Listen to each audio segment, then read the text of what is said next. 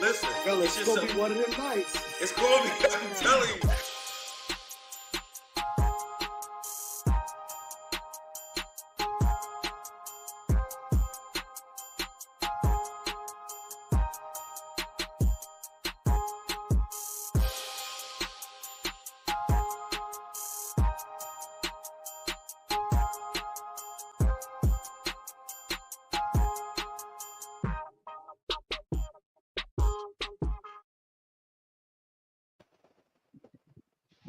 What's good, man? Another Tuesday night at 9, man. Prototype Dad in the building, man. I hear some static or something. I don't know if it's me or if it's y'all or what's going on.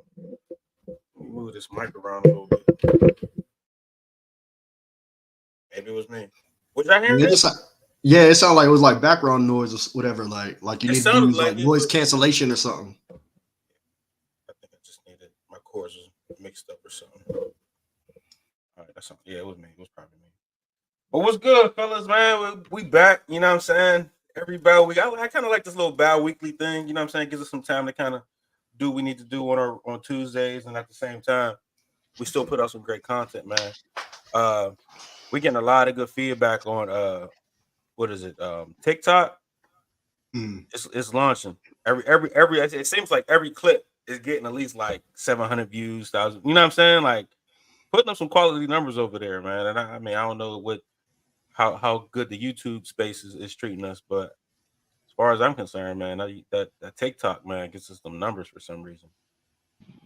It mainly be most clips though. Definitely gets us some views. It definitely be getting us some views. You ain't lying. It definitely get us some views. I be trying to, Don't get me guide them and lead canceled. them to the YouTube. You're getting canceled, Mr. HR. Yo, It's a wrap. They gonna come find me and cancel me. hey, I ain't gonna lie. 70% of the clips be your clips, bro. They about to come I feel cancel your like boy. Leaper got to work for everybody else's clips. You know what I'm saying? Like, I got to put somebody else out because it's just this looks like the Mo Better show. Now, some of the stuff that we be saying, like that be getting captured in the clips, be like, I can't highlight that, so I'll have to skip over it. And I'll be having to skip Nah, over it, like, nah, I can't put that out there as a clip. You know what I mean? Because we do got some people who be out there, they be steady critiquing, like, this doesn't make any sense or this. And I'm like, all right, man, just go watch the full clip and you'll get it. You know what Yeah. I mean? You lost in the sauce right now. They're like, what are they talking about? Man, what you got for the news for the week? What you got, Lee? Man, let's say my man Frankie Beverly passed away, man. That was I had seen him quite a few times. I mean, even after he's, kind of was losing some of his singing ability and he was, he's sick. So I don't know exactly what was wrong with him, but you know what I mean? He was still touring, like, you know what I mean? Still booking shows. I mean, and the band had to kind of you know what I mean, make up for a lot of that a lot of his missed vocals. But yeah, man, that's the news I've been, kind of feeling lately is that, him passing. Lee, I think that's you, bro. What? Mute. Go on mute. Yeah, that's your mic. I don't.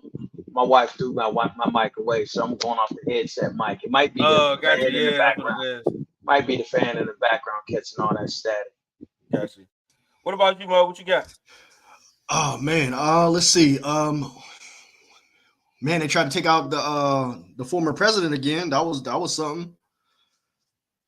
Is that real news? I didn't Yeah. follow it. You know what I'm saying? Like my BS radar went off, so I didn't even like look into it for real. Like, you know what I'm saying? But I heard people talking about it. Was it a legit attempt?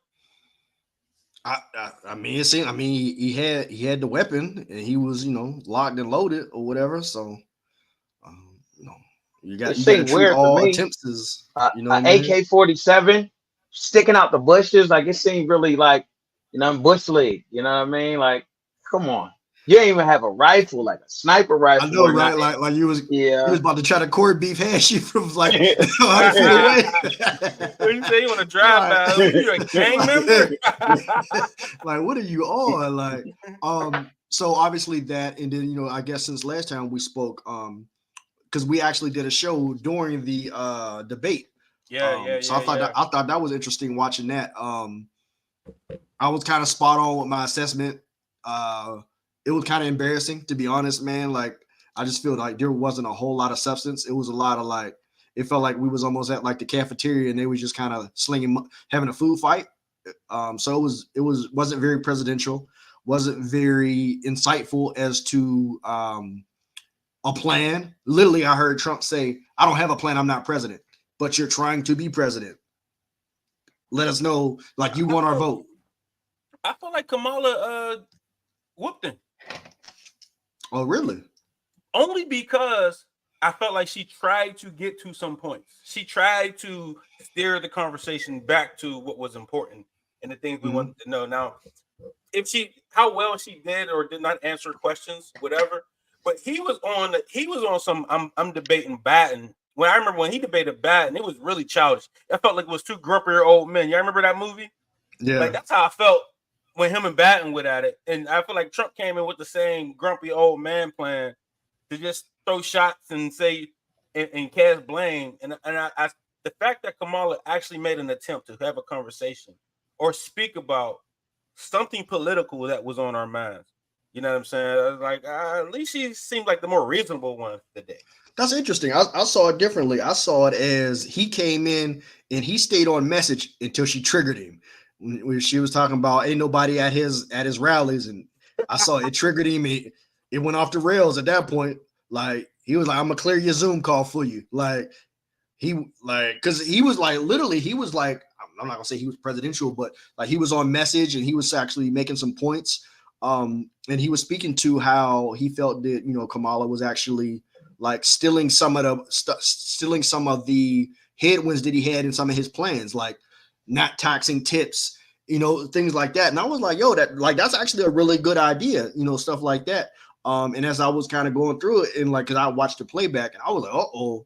And then she triggered him, and then he was like, "I'm gonna get you off my grass." And I was like, "Oh man, you lost all your momentum with me, at least," because I really didn't care about the shots, and it wasn't smack DVD for me. Like, I actually want to hear what you were, what your plan was. Yeah, that was my thought on it, man. I thought I would love to have another one with maybe different moderators. I think that'll help. I felt like the moderators was jumping Trump. Like, it was just like Kamala gang, you know what I'm saying? It felt like it was a 3-on-1. Yeah. Yeah. I mean, West Coast Productions. I think he was talking nonsense too, though. Like, get off of that. Let's talk about. Yeah, it was a gangbang. But shoot, my news for the week.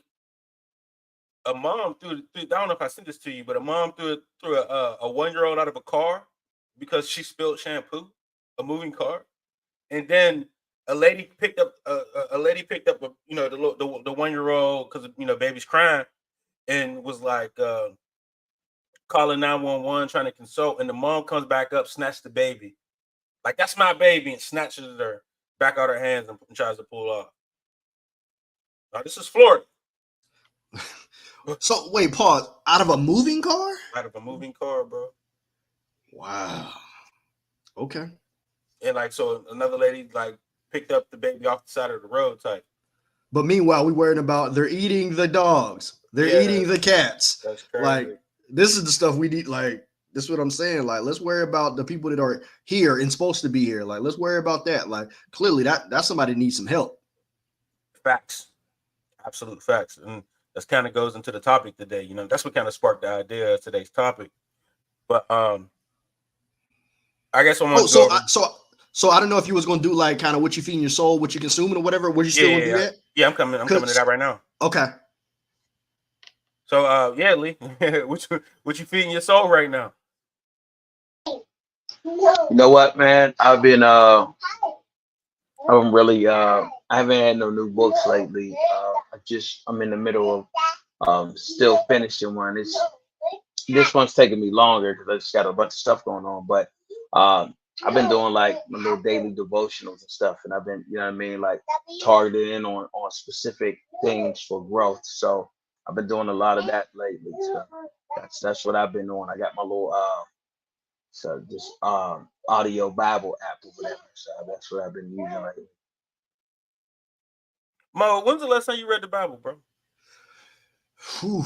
All right, that's too long. You need to read. You need to pick it up. Yeah, I was gonna say maybe 10 years ago. 10 years. 10 years Yeah, without I picking up was. the Bible? Yep, I felt I was lost and I was trying to find some stuff. Yep, it's been at least that. And the reason I know that is because I used to, at the time, I used to have the Holy Bible app and the Quran app on my phone at the same time, and I haven't had neither on any iPhone since I've had an iPhone. Wow. And I've had an iPhone for at least 10 years. What you had before that? BlackBerry? No, I had well, yeah, but after that, I had a Droid. I had a Samsung, the first Samsung. What do you call that? The Samsung. Oh, okay. Yep. What you been feeding yourself? So I haven't really been doing much reading at all, but there's three things that I kind of consumed. I watched a interview or whatever. It was talking about Diddy and his his legal problems. And they were talking about how they feel that this is kind of like a witch hunt, and this is like more of a retribution for him Going after filing lawsuits, and going after Diageo. Mm-hmm. So I thought that was interesting. So I'm not well versed enough to speak about it. So, but I just thought that was interesting because I was like, he's been doing this for years, but why now? And that was the why now. So that was interesting. Another thing that I watched, it was really dope. It was called Stacks. It's a docuseries on, I think that might have been like HBO. Man, so long story short, it was literally, so Stacks was a record company back in the 70s that, like, if I had to compare it to anything, it was like Death Row or like No Limit or Cash Money. Like they and the only reason, and it's all music that you would know, but for whatever reason you never heard this story. Like it was like Otis Redding was on the label, Isaac Hayes was on the label. In the documentary, I learned that RSPCT, No Respect, that was a remake of a actual song that Otis Redding did initially on Stax Records. Man, it's a good watch, and I think it kind of speaks to I always talk about powernomics or whatever. Like you can build yourself something to create money, but you have to find a way to be able to protect it. Because that was a classic example of they was ready to take over, and they had a good mousetrap in order to like get people in and get people to make, do it, to follow what they were doing and make some money, but they weren't able to protect it. So they got wiped out. So without, giving a spoiler alert, man, I just highly suggest it. People check it out. Like it's almost like kind of Black history, in my opinion.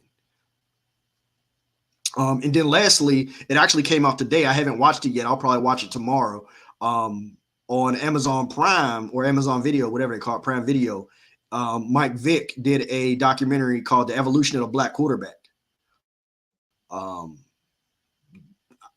the clips and the conversations that I heard about it, that's going to be a good watch. Nah, it just came out today. Gotcha. And I had to go into the office today, but yeah, I'm gonna watch it tomorrow. This is a blind recommendation. Like I'm like the teaser and the trailer was so dope. I'm like, the people should watch it. Are you uptown or Buckhead?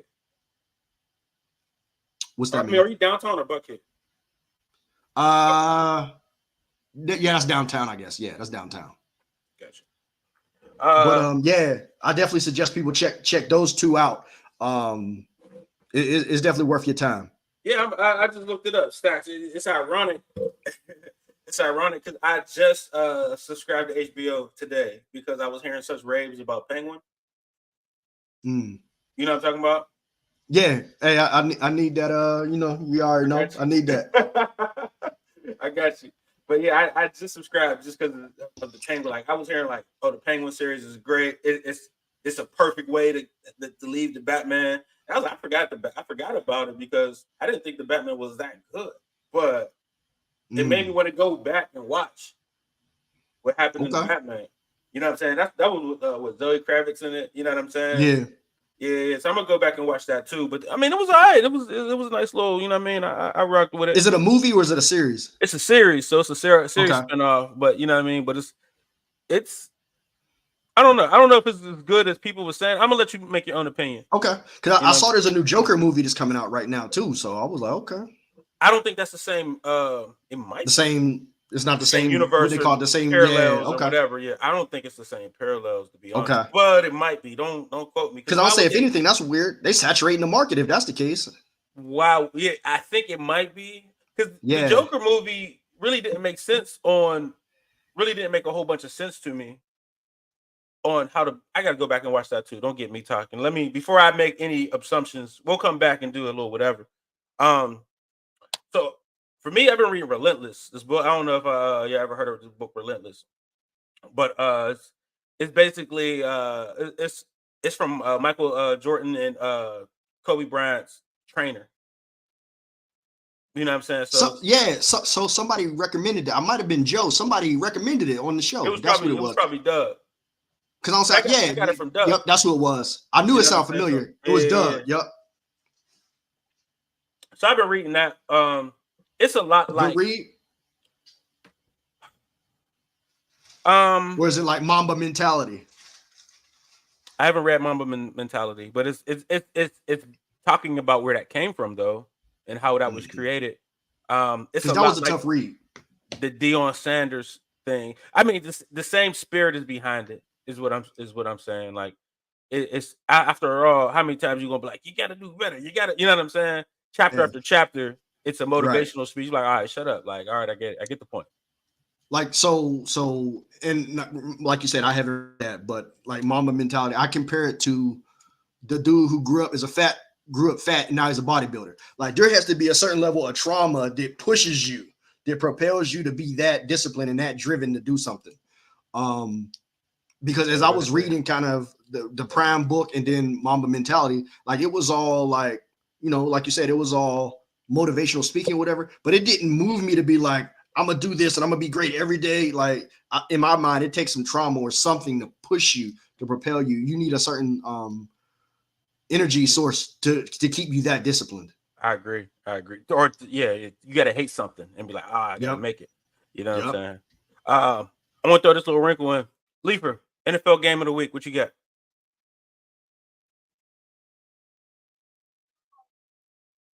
Man, shoot.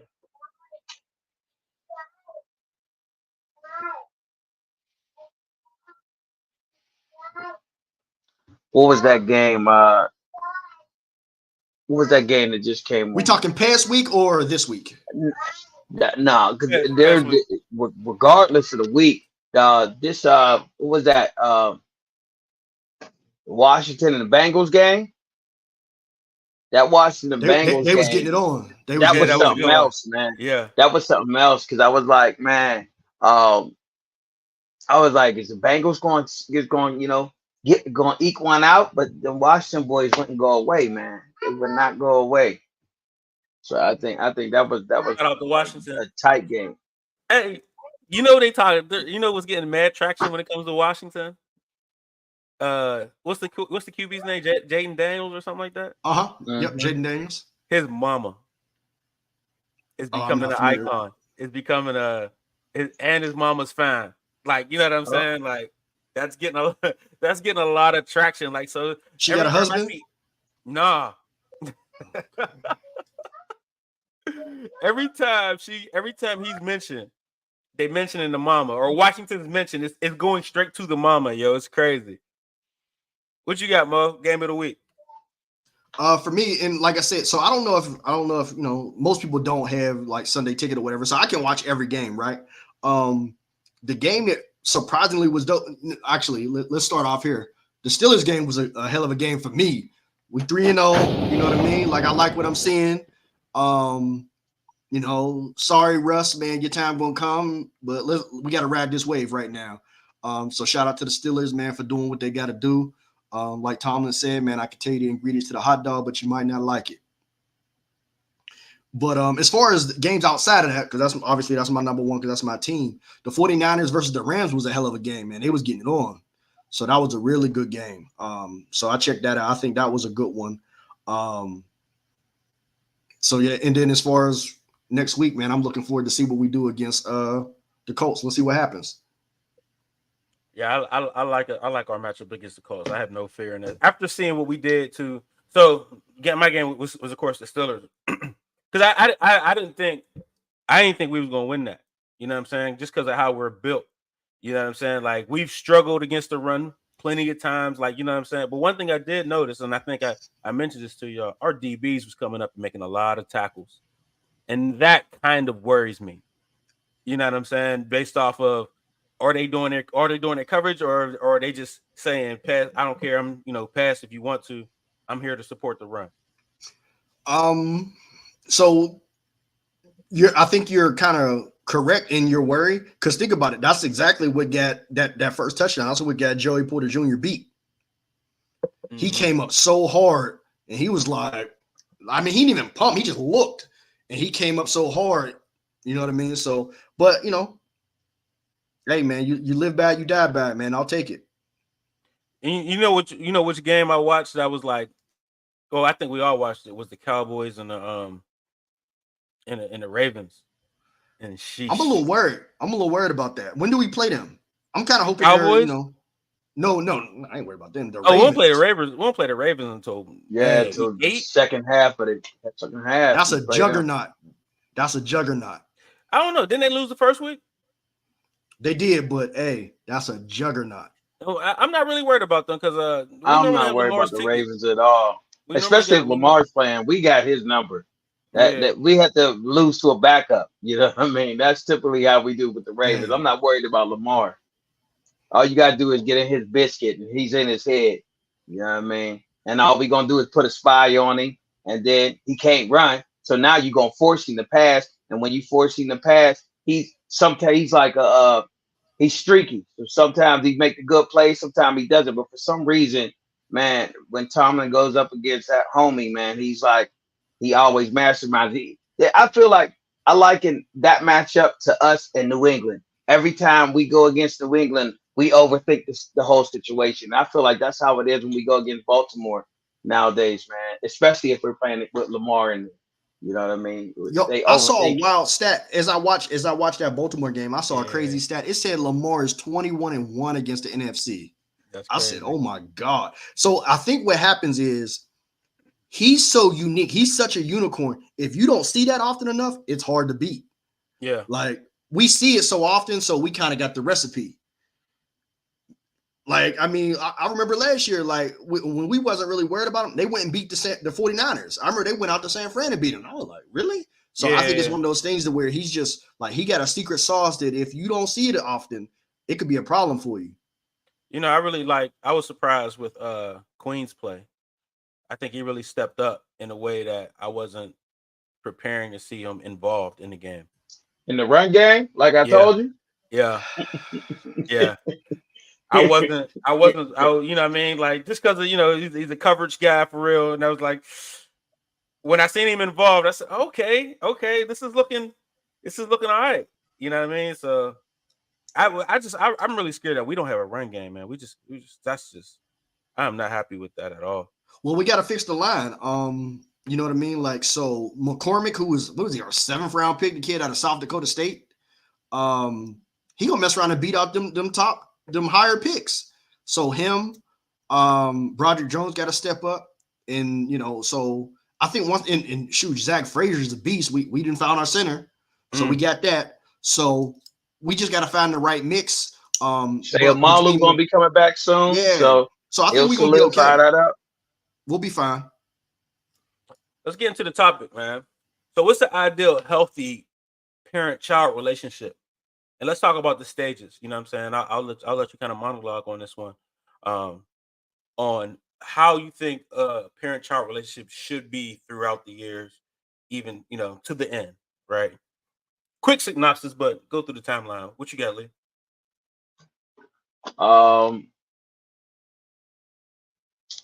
Ideal. Yeah. So I think it'll be different depending on the child, and also different depending on if it's a dad-daughter relationship or a dad-son relationship. You know what I mean? Or vice versa. I think um, ideally, I think you start off as the disciplinarian. You set boundaries, set rules, um, but leave room for flexibility.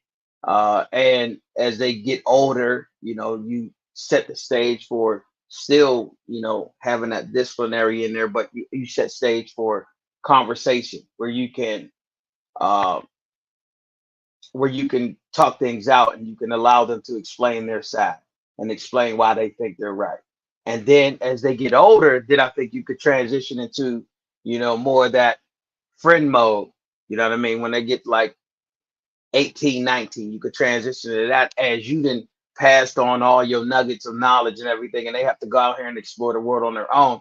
You could transition more into that friend mode, but you still have that dynamic of, you're willing to teach them if they're willing to ask the questions, you know what I mean? But you allow them to make their mistakes. What you got, Mo? So I was just kind of taking some notes down as Leifer was talking, and I'm sure we're gonna get into this. For me, all I could say was ideal. I guess the ideal is more of, I guess I'm actually going through it now. I'm trying to be the ideal because I didn't have it. I'm just being honest. I didn't have the ideal, so I guess I can't speak to that. But what I'll say is this: initially, the role is, you know, baby nurturer. You know what I mean? Like that's where you get all your love from. That's where you get all your everything that you need, like nutrients or whatever. Like I call it the love nutrients. Like it's more than just like defeating and taking care of you. Like it's the love component that they're giving you initially to help you forming, because they say that your personality, I think, is formed by the time you're like 5. So everything that you're feeding that baby up until 5 is gonna, kind of set up to what their personality is. So that nurturer is, and I think that's father or mother, like to a certain level. And then the next level is I would be like kind of the superhero, because your world is so small. All you know is this is my everything. They provide for me. Like they're just like they're almost superhuman. Like any question I have, they have an answer to. Like, and where else can you get that? Like, there's no other time in your life to where somebody's gonna have every answer that you're questioning. So that was that was kind of stage 2. Stage 3 was kind of the template. Like you're kind of like the sensei, if you will. Like you don't necessarily have your thumb on them, but like, hey, you're just more the guide rails. Like, hey, you don't want to do that. Remember, that ain't what I taught you. Like that would be kind of level 3. And then like after that, it's just more of, I hope you just do what I taught you to do, and you don't. I'm your North Star. I guess that's the best way to put it. So level 5 is kind of just that North Star. Like everything that you do, hopefully, you're grounded in all the things that I instilled in you up until that point. And now, granted, I still, it's still your life to live, but at some point, that's your North Star, and you'll always come back to it, and you'll be able to stay grounded in that. Like we talked about last show. Ooh, that's too far. I'm not willing to do that. Like, you know what I mean? Like I remember I had a coach who used to say this. He was like, man, I'm more worried about the name on the front of your jersey than the name on your back. It's in reverse when it comes to your parents. Don't ruin the name on the back of your jersey. Like, don't bring shame to the name on the back of your jersey. And I think that's the inspiration that this kind of the last level of parenting in my mind, at least, as I see it right now, it's being able to have enough influence without actually being there. And it's not so. I'm right. I used to teach a class called it was called Influencing Without Authority, because once they get to a certain age, like you have authority, but like you're not held. There's a bunch of stuff that you just don't know that goes on. So it's influencing without actually being there. And the disappointment factor is worth more than the experience. So and that's kind of where that 5th rung, if you will, comes in when it comes to parenting. So I'm gonna pick up probably about your, because you did a great job explaining level 1 through 4, 1 through 3. Not that you did anything wrong afterwards, but an element that I would like to speak on is, I think that bond, that friendship, once you smooth after you become the disciplinarian and the guardrails, I don't think the guardrails ever really should stop. You know what I'm saying? And I think you said there's a time where you don't know as much, but I don't think that time should happen. I think you should know even more. The more y'all get older, as y'all grow, I think a friendship should bond where you should actually like the person. I've seen this where like and maybe it's me wishing I was, how we, white ice is colder, or what I mean, you see other, and I'm not saying they're all, but I've just seen these relationships where dad and son works at the same company. You know what I'm saying? It's all cool. uh they have this bond where they're sharing beers on the weekend, or what you doing this weekend? Oh, I'm going to go hang out over my dad's house. Like it's that kind of consistency. Oh, we're going to watch the game over my dad's, or they're coming, they're all like every weekend. It's togetherness. You know what I'm saying? And I think that's a very important step, but it's missing, and I think in a lot of our cultures, and it's, I think it's missing in a way of, we'll get to that. Let's just talk about what's ideal. Ideal, like I said, would be having a great bond where we're almost friendships, and we know just as much. We could be just as deep. We could, I'm still as a elder, as your parent, as what I'm saying, someone who raised you. I still have that, you know what I mean. That lean, like, hey, you might not want to do X, Y, Z, but at some point, I'm really trying to get you to a point where you're telling me, nah, dad, don't do that. Nah, dad, that's not the right move. Like, you know what I'm saying? I found some other stuff out. We should do things this way. You know what I'm saying? Like, so I've seen that relationship too, where like now my son will have better financial advice than I have. You understand what I'm saying? Or any child, like my child will have better, whatever health information that I once gave them. Like they took what I've given them and expounded on it, and now they're sharing back with me. You ever had to teach your grandma how to use a computer? Like, you understand what I'm saying? Yeah, no, that's real. I never thought about that. That's 100% right. Because my dad since passed, but like there was a point where he was like, "Hey, I don't know this stuff. Can you teach me?" And I Right. was like it felt weird, but I was like, and I never thought about the whole bond part, the friend part. Like it became like, I mean, it got to the point to where rough living and stuff like that. All his friends were dead, so I Yeah. was his only friend that was still Right. alive. Yeah. So I think that's super important. But and like I said, I was still dealing with kind of my parenting versus how I was parented. Um, so that's very important. But I hadn't got there in my parenting journey to mention it. But I think you're 100% right. And I think Leifer has that with his pops. I No, think that's dope. I've always kind of watched them and kind of seen how that's transitions. And I remember it became a point where I'm sitting on the couch with his dad, and I didn't feel like I was talking to my best friend's dad. I felt like I was talking to, somebody I respect, of course, but it was more like a line of line. Like he wasn't like, hey, what I mean, he wasn't coming down, but he was talking peer to peer with me. And I was like, that's different. You know what I'm saying? And it was just like, I think I would appreciate that kind of, that kind of tone, that kind of relationship. You know what I mean? So here's the thing though, right? Because I watch a lot of shows, and we all got different stories. Why do you think that parent-child relationships have become so toxic? What you got, Leifer? I don't know that they have become toxic. I think there's always been a level of toxicity in some parent-child relationships. I think, and it depends on the age ranges and things like that. I know, like from things that I've been witnessing from my childhood to now, looking at my daughter, and like that mother-daughter relationship, you know what I mean? It has its it has its trials, you know what I mean? And it has its difficulties sometimes, especially when the daughter reaches those teen years and she starts smelling herself, so to speak.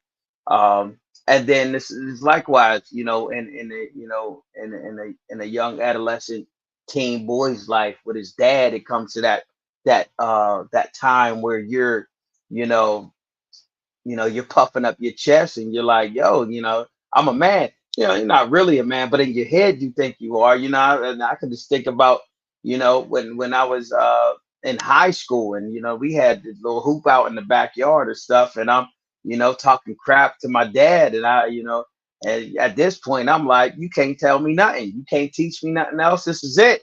You know what I mean? And we're playing one-on-one, and I dunk on dude, in the backyard. You know how we had those retractable hoops. So I think I had it at about like 9 feet or something. Like it wasn't the full 10 feet. So I had like 9 feet, and I jammed on him.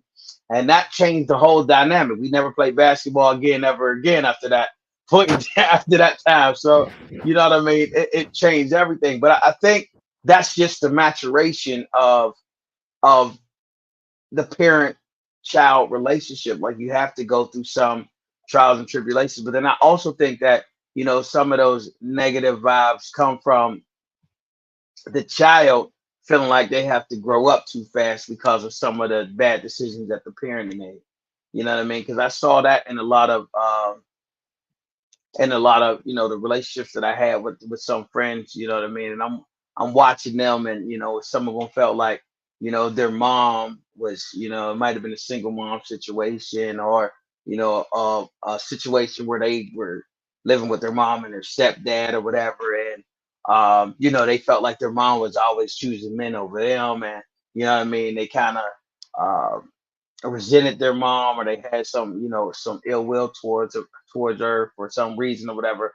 But I think a lot of that stuff just comes as a result of them doing the best that they could to make it happen for us or for the kid, and the kid not really knowing the full scope of the sacrifices or what was done, and they just thinking at it from a one-to-one proposition, where it's like, you know you do this for me, I feel this way, I do this for you, you feel this way, type of thing. And sometimes it's a little more nuanced than that, and kids don't necessarily understand all of that stuff. So there's this trauma that's there, and it's built up. And because you don't know how to have that conversation at the time, it carries on into adulthood. And then now, what I mean, unless you go back and have that conversation and kind of resolve some of those things, and kind of just get it off your chest.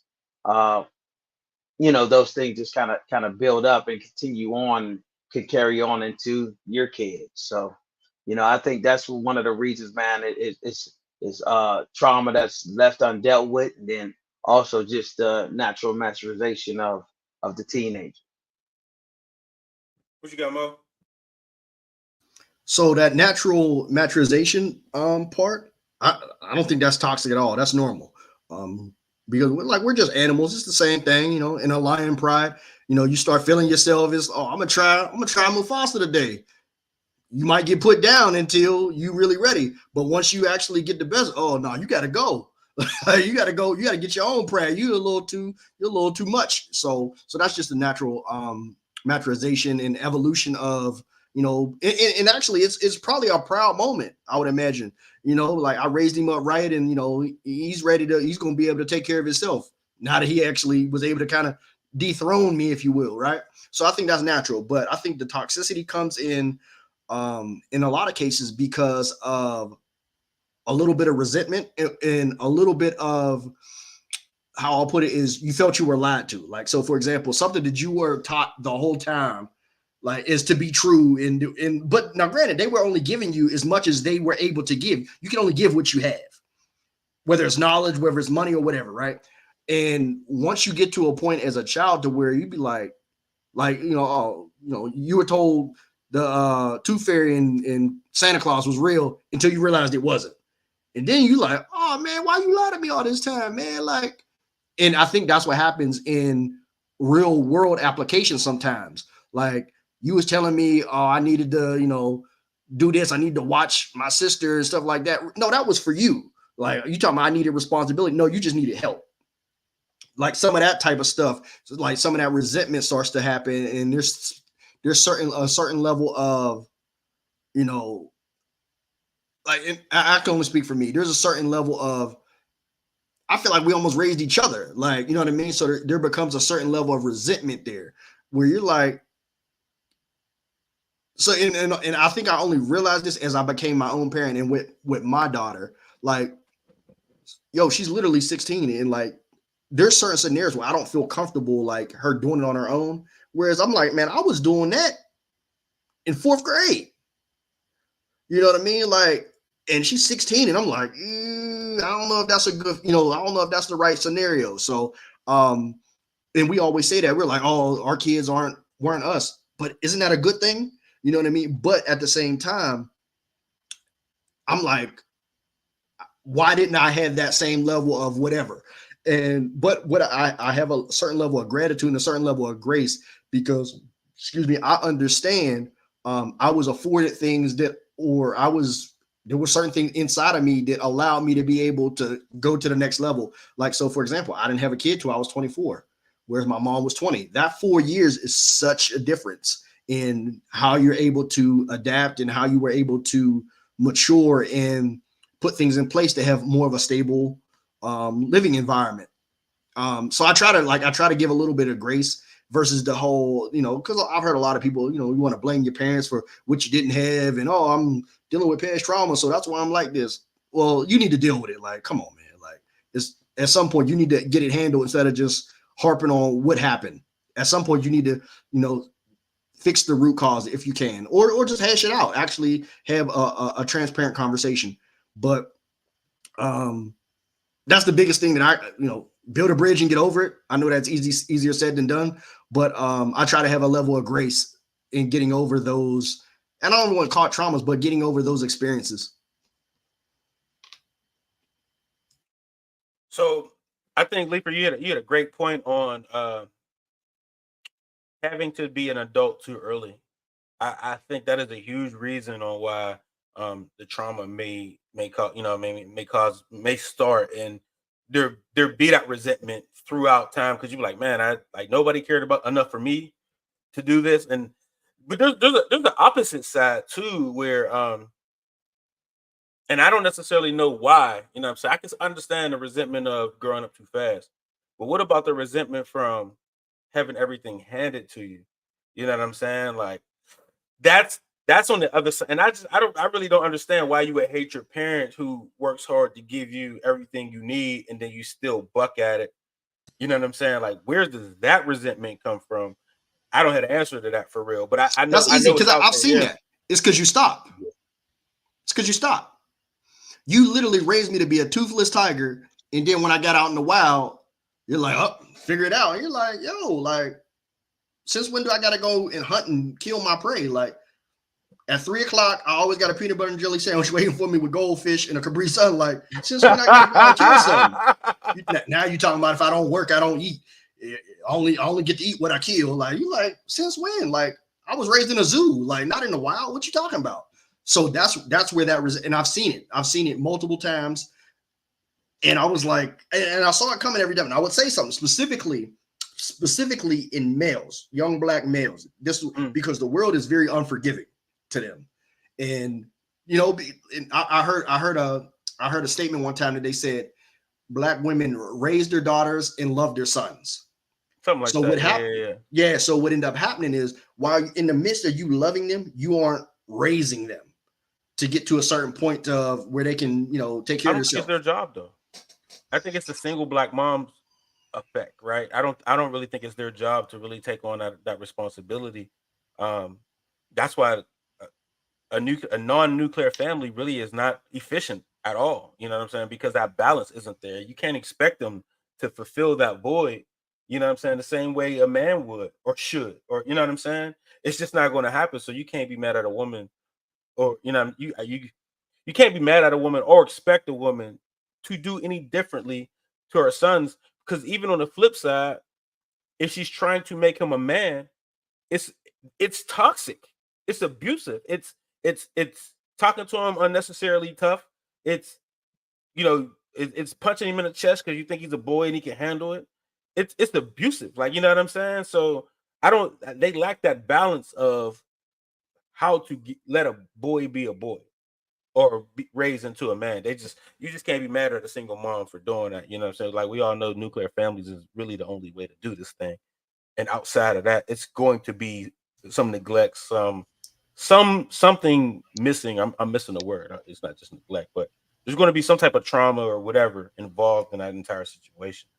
So I got a little bit of pushback on that on two fronts. So one, the fact that, like, why should we punish or blame the parent that stayed? I think that's kind of unfair to them. Like if you see that there's a need, like it would not benefit that child for you to be like, oh, not my job, and just turn a blind eye to it. If you know that at some point that child's gonna need a certain level of masculinity, even if you can't get it, like you need to get them around a uncle, a cousin, something, a stepdaddy, whatever. You're going to need something to help fill that void because they need it, right?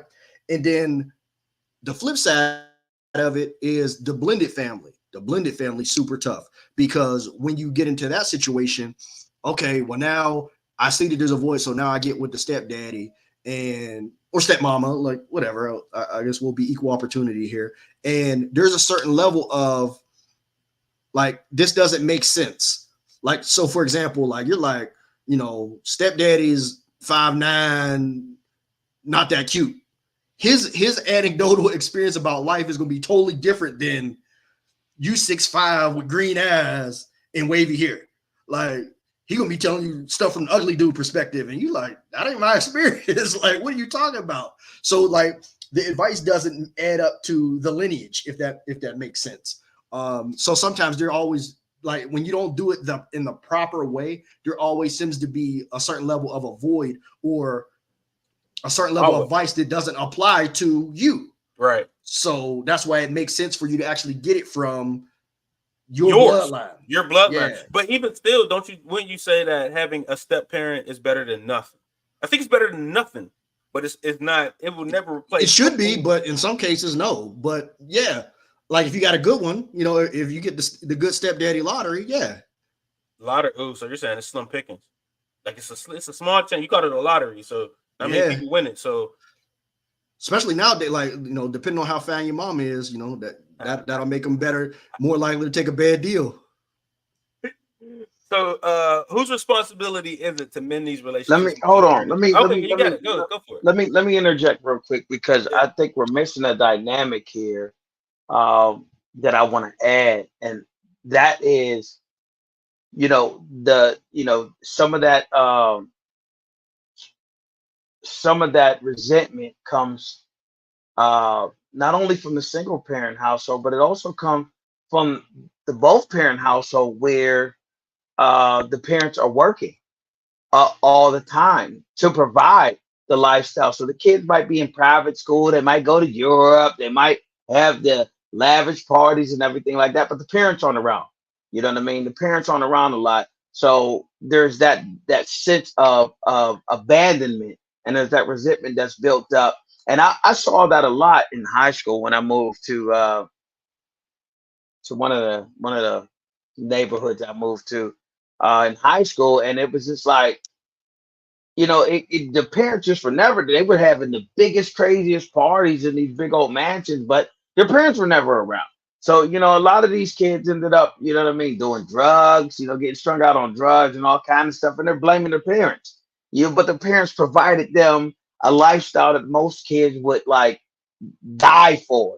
Most kids would covet, but that's the whole flip side.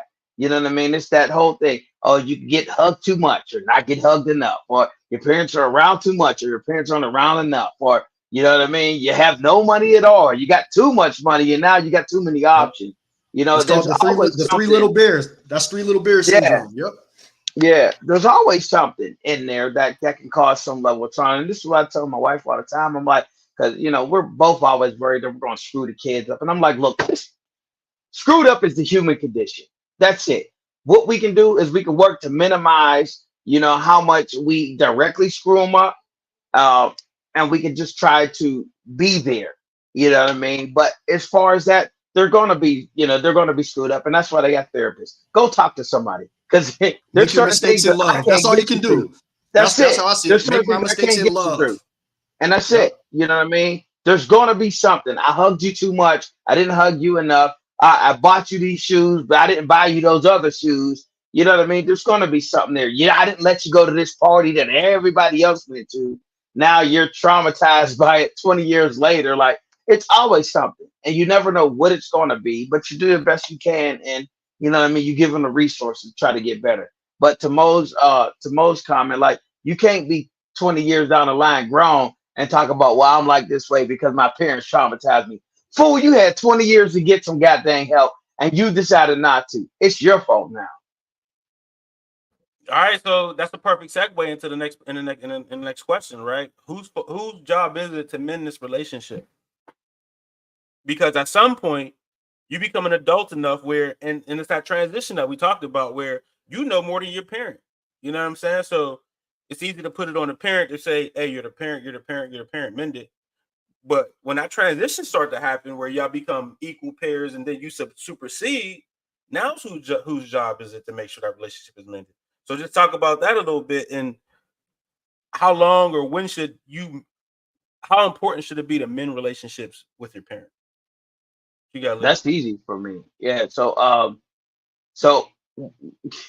because it's something that I always hear, with teenagers, it's like, oh well, you're the adult, you should be calling me, or you should be checking in with me, or you should be trying to fix this with me.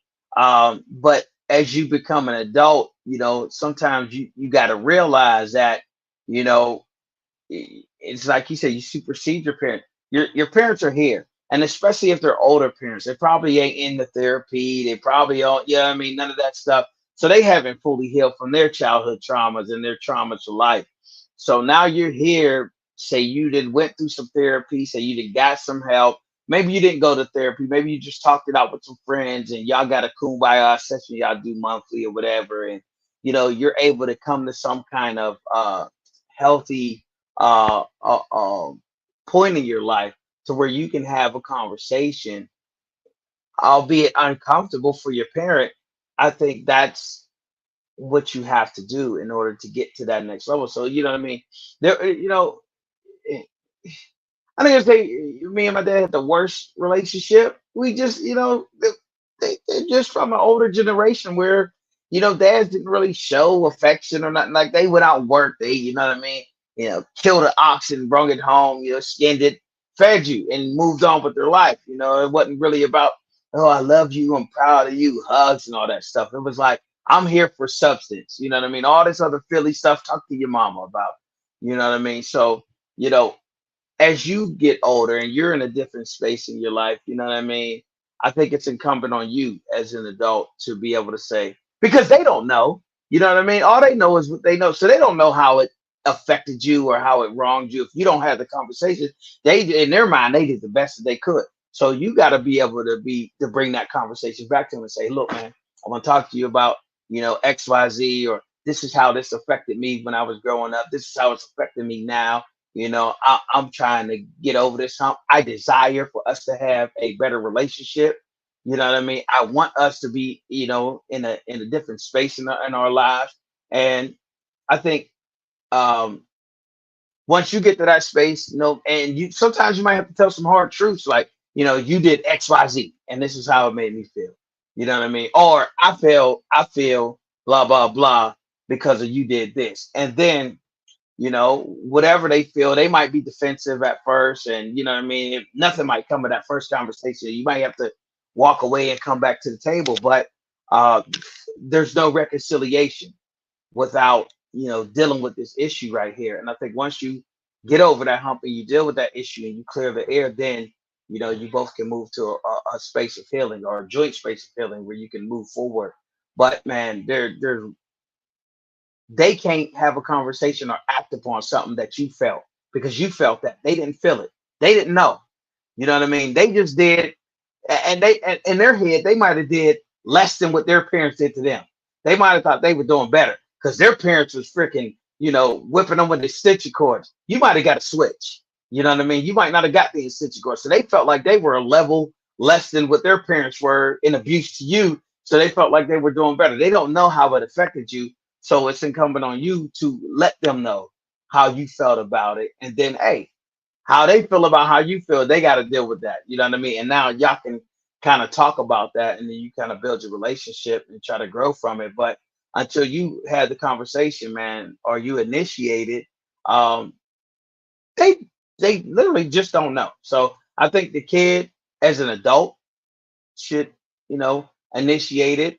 But if it happens when you're a kid, you know, like you're in that teenage or kid mind state where you're like, oh, you're the parent, you should come to me type of thing. If they come to you, great.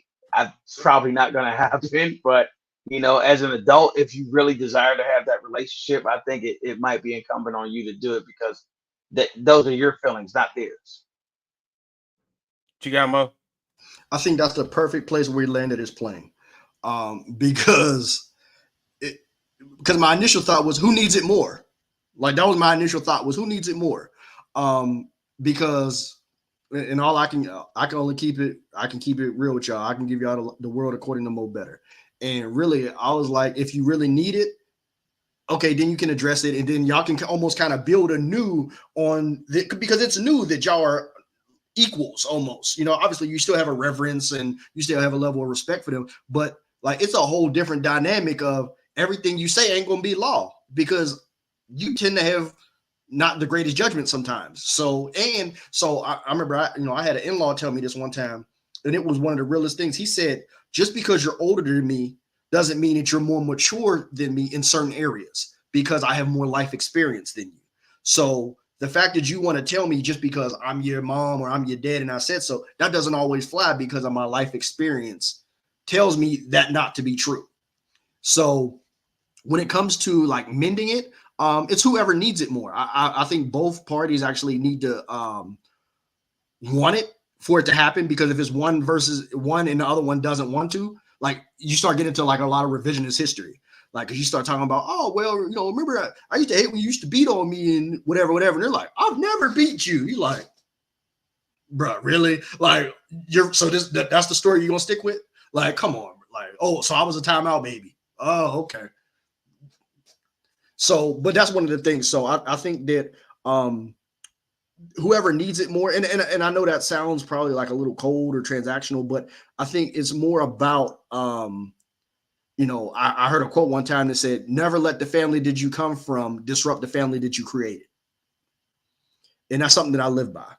Like if I feel it's gonna disrupt what I'm trying to build, I leave lost things lost. And I let it be. But it's just one of those things. Look, it was on mute. I already know what you said, but it's the reality of it, man. I'm not willing to tank my fish tank, putting your toxic fish in it. It's a bad idea. How else are you ever going to stop the cycle of toxicity or those generational curses? Like if you're saying it got to stop here, it has to stop somewhere. So me being me, I'm like, hey, it stops here. And that doesn't mean you cut them off. That could just mean that you deal with them in a different way, or you love them from afar. Whatever it takes to, like I said, to foster and to nurture the family that you created. Sometimes you have to keep the family that you came from at bay, and that's okay.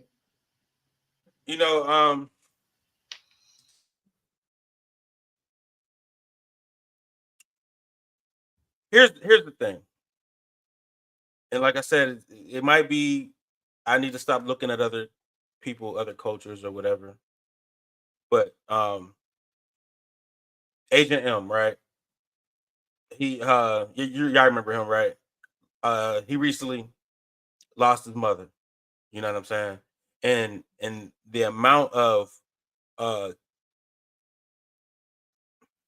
reverence he has for the situation, you know what I'm saying, for his mother, and the way they're like not celebrating it, but you know what I'm saying, just all coming together and love and hurt, and you know, you be like, dang, I kind of want that. Like, you know what I'm saying? Like, it's kind of like a good Christmas vibe. Like, you know what I'm saying? Like, man, I want Christmas dinner.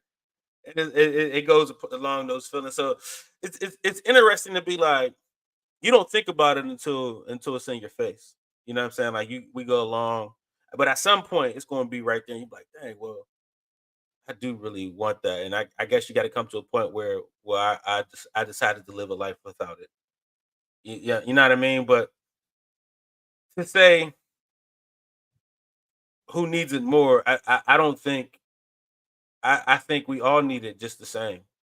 Um I think that level of like just shut off. Don't say you don't need it, but you're definitely fasting. You know, it's a form of like, oh, I'm just deal with this fast. You know what I mean? And you know, fasting can be cleansing for sure, but you can't starve forever. And I sometimes you probably just need just a little bit of it. So I kind of agree with you, Mo, on kind of handle it from afar. Um, you get burned a lot trying to reintegrate it, and it's not ready. And you're like, oh, look, you just need a shot. Like, you know, you detoxing and you starting to get itchy a little bit. So yeah. too much of it gonna kill you. Like too much of that fentanyl gonna kill you. That fatty wap gonna kill you. But you just need a little bit just to kind of get the, you know, Or just to get remember, with, you like, know, that's why I don't do yeah, this. Like, you know what I'm saying? But it's yep. unfortunate because you really want to, but you know, the older they get, it's only going to get worse. It never gets better. At a certain point, it never gets better. You know what I'm saying? Like, you got what you have in your parental child relationship. Maybe your child can get better. You know what I mean? And you're going to get worse. But at the same time, but on the flip, your parent is at this point, especially where we're at in life, our parents are only going to get worse, and they're going, you know, it's the circle of life where they're going to start progressing down to babydom. You know what I'm saying? And it's like you have a duty. Essentially, you know, we're all good men, right? So we feel we have this duty. Are we going to be too afraid to carry out the duty with everything weighing in on us? What do we do once we reach that road of I know this is my duty. I got to take care of this person. They can no longer do it, and I wanted to shelve it as long as I can. But the good man in me says I cannot ignore this, even though I know this is not going to be good for what I'm building.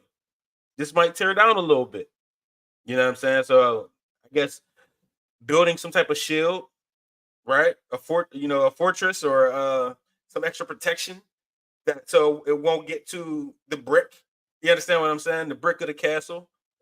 So I don't know how we do that, how we go about doing that, but it's a way. You know, maybe put them in a good caring home. I guess I don't know. And that's what I was gonna say. So, you know, I can speak to, you know, as somebody who has actually lost a parent, man. There's always going to be a certain level of regret and a certain level of I wish I would have said this and but whatever. But I was blessed in the fact that, man, I was able to do in that duty that you talk about. I was able to do all that until the last days with my pops, and I love that. It's a little bit of a different dynamic with my mom, but I know my duty and I'm willing to do it, but not at the I guess the detriment of the family that I created. Like I'm gonna do it, but it's gonna be my way because I'm not gonna let that water get to the foundation of mine. Like that's what you were getting at. I'm not gonna let all that standing water get to the foundation and take us both down. Charity starts at home. You better make sure that you're straight because if you giving away, you know, you sitting here trying to shovel water out, not realizing you're poking holes in the boat. You know what I mean? So you gonna sink too. So there has to be a certain level of protection or shield, as you say, like you know, in aviation, like if a plane's going down, you better put your mask on first before you start trying to save people. What you got, Lee? Any advice? Because I feel like you got the best mind or best um mental healthy clarity on this topic. I don't know if I have any mental health clarity. I got, you know what I mean? Only on this I topic. try to, Only on this yeah, topic. yeah. I mean, not on any topic, but I try to look at it in a very nuanced way, and I try to think about all people involved. You know what I mean? And it's these things are rough because you know what I mean. There's no one way to fix any of these issues, and the fact that people are so vastly different, you don't know what actually affected them.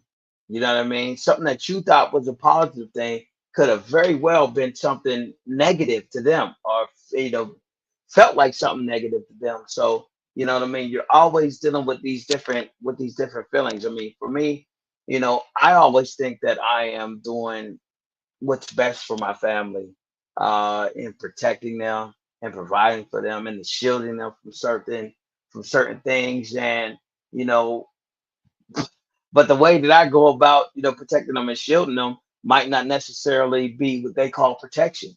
You know what I mean? Because in a lot of ways, my thing is like, okay, well, if I know that there is a burning building over there, my protection is to keep you away from the burning building. You know what I mean? Not to steer you over there. You know what I mean? Whereas in their head, they might think that protection is, oh, well, if there's a burning building and I decide to go over there, then I need you to just come and pull me out of there. And I'm like, well, that's not protection. That's saving.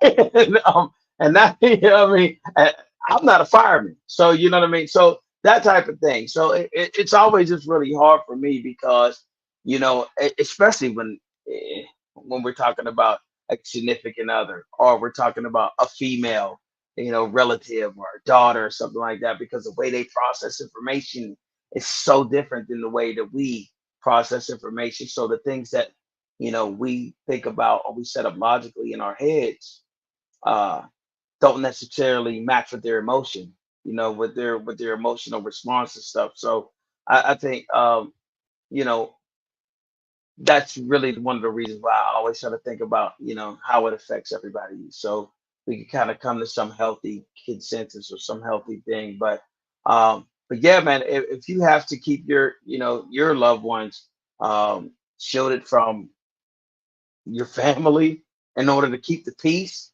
then that's certainly something that you have to explore. And if you have to kind of build what they call this Chinese wall in between what you're doing and what's happening outside, man, you have to do that because what's most important is the peace that you have in your household. And that's difficult because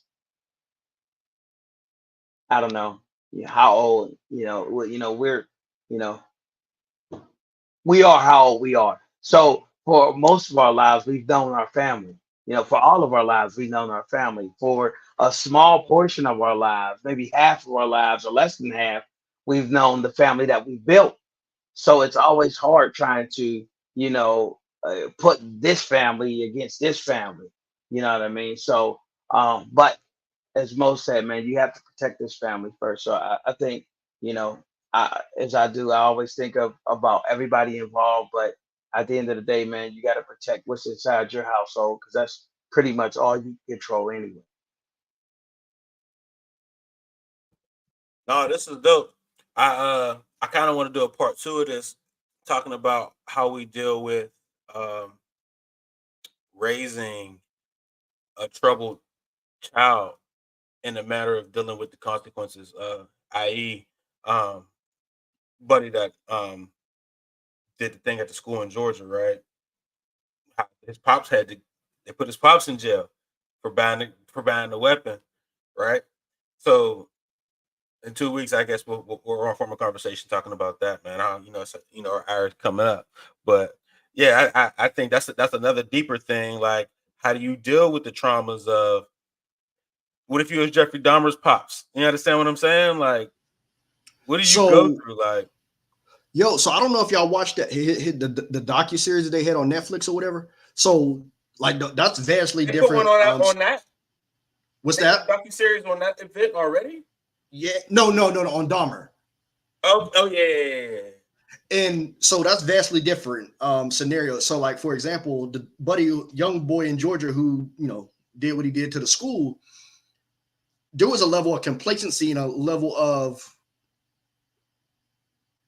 inaction by the father. It not only did he have inaction, he actually he enabled him to make that happen, right? Whereas Dahmer's father, he actually was like, listen, I know it's probably, he wrote a letter to the judge when they was going to let him out and was like, I'm going to be honest with you, I would keep him in there. He was like, he's going to hurt more people. He was like, no, like y'all laughing, yeah. But he was like, yo, he's going to hurt more people.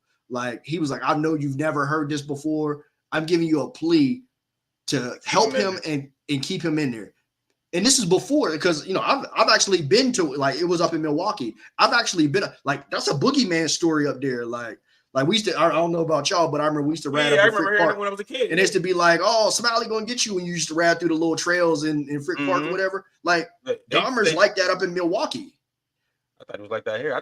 I really thought it was a Pittsburgh story. Yeah, so I've actually been up in those neighborhoods and stuff like that. Like, so it was a certain level of, you know, just not listening to. He was like, hey, he's a problem. He's always been a problem. He's more than I can handle. I don't know how to fix it. So somehow I need y'all to fix it. Like, so in my mind, in that scenario, short of putting him down, I don't know what more you could have did. How do you deal with that, right? Like, how do you deal with that, or your kid out here and doing drive-bys, right? It's easy to be a neglectful parent. That's one thing. But to be a trying parent, and I don't want to say that all kids that go down that way, or I mean, if they're from neglectful parents, it is what it is, right? But if you're a trying parent and your kid goes that way, gotta be tough. Gotta be a tough thing to deal with. But that's for next week or 2 weeks from now. But man, it's another Tuesday night. It's another prototype day. Peace.